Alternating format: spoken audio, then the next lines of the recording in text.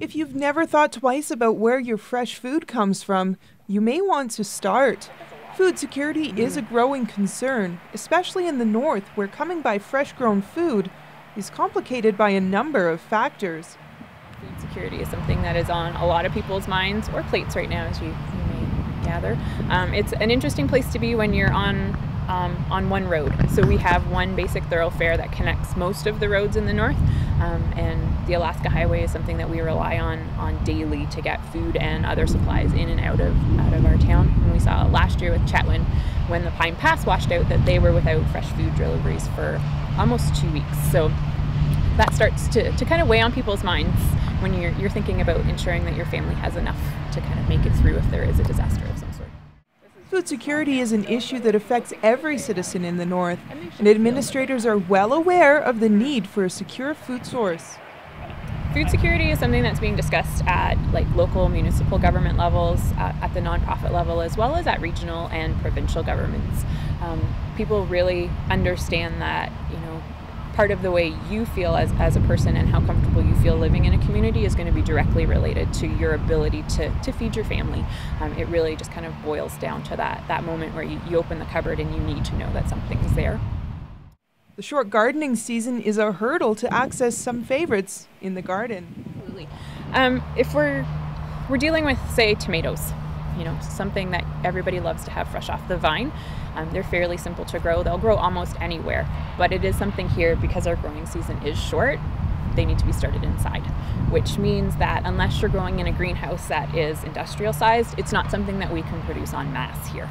So you'll see people, driving around or at a garden like this, that we've got tomatoes in a lot of the plots, and people have them out on their front step and that sort of thing. But I guarantee all of those have either been purchased, ready to go in a pot already, or they've started them from seed indoors sometime in February in order to actually have ripe fruit by the end of the summer.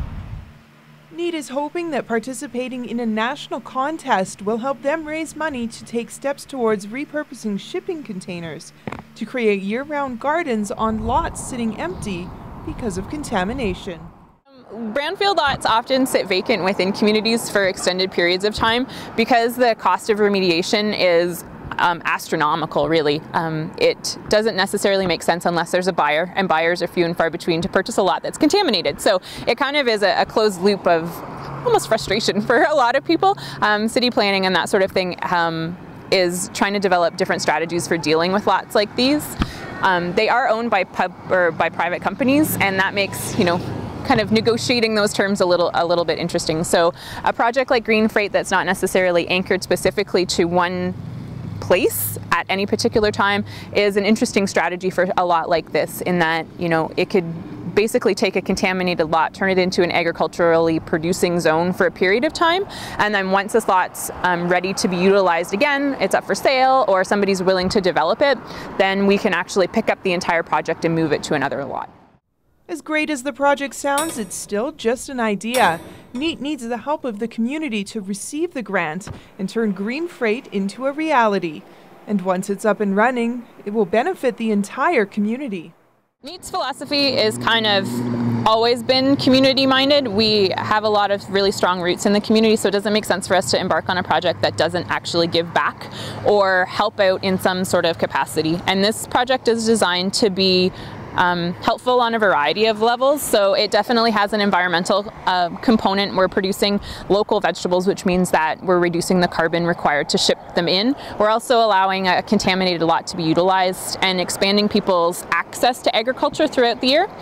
And then there is also the social component. So we're talking about partnering up with food banks, having kids come in from the school system and, watching the growing system and watching how plants grow and becoming, and I guess really encouraging that relationship between people and the food that ends up on their plate. Ideally, what we would like to see is a line of shipping containers kind of perpendicular to where we're standing. So they would be allocated this way in a row down here. And then we would have an area in the front that throughout the summer could act as an educational hub for the community. So if you had questions about growing things, you decided to plant lettuce for the very first time and you're not quite sure what the little brown edges around the side of your leaves mean, or you found a bug that you're not quite sure matter whether it's a good bug or a bad bug, those are all places that are all questions that you could have answered here. What will happen is that the inside of the containers will be insulated to withstand the cold, and then retrofitted to have solar panels on the roof. So the whole project will be run off of alternative energy as much as possible.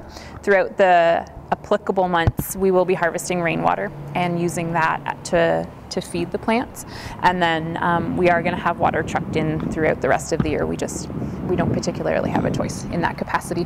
So once the whole system is set up, there'll be a little room at the back that will house the water supply for the month, and then there will be kind of table height hydroponic system set up inside, and you'll have little pieces of lettuce growing up through them, or tomatoes kind of spiraling out of them at that point. So that's pretty much what it's going to look like.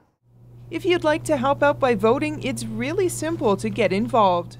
We are participating in Shell's Fueling Change program, which is an online voting kind of platform, I guess. They're giving away 2 $100,000 prizes, and we'd really like to have one of them. This is the Fueling Change website, again, with 2 L's.com. And if you come into the homepage here, the front page has a list of all of the competing projects. And then if you click on the $100,000 tab, then you'll see that the 4 competing projects are listed there. Voting ends October 31st, so you still have a lot of time to help out. For Around the Piece, I'm Stacey Robbins in Fort St. John.